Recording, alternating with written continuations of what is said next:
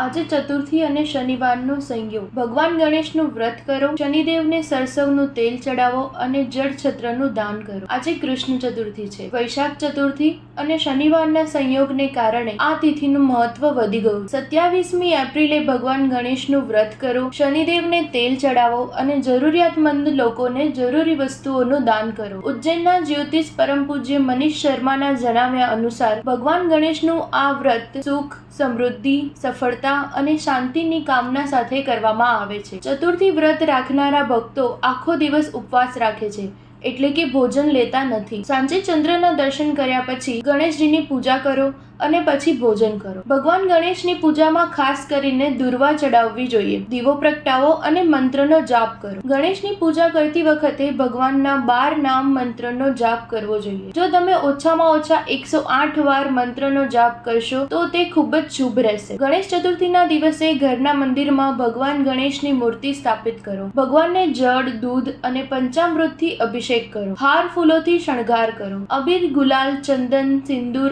અત્તર વગેરે જેવી પૂજા સામગ્રી ચડાવો. મોદક અથવા બુંદીના લાડુનો નૈવેદ્ય ધરાવો. અગરબત્તી પ્રગટાવીને આરતી કરો. આ સરળ રીતથી તમે સવાર સાંજ ગણેશજીની પૂજા કરી શકો છો. ચેનલ 7 હંમેશા સચ્ચાઈની સાથે.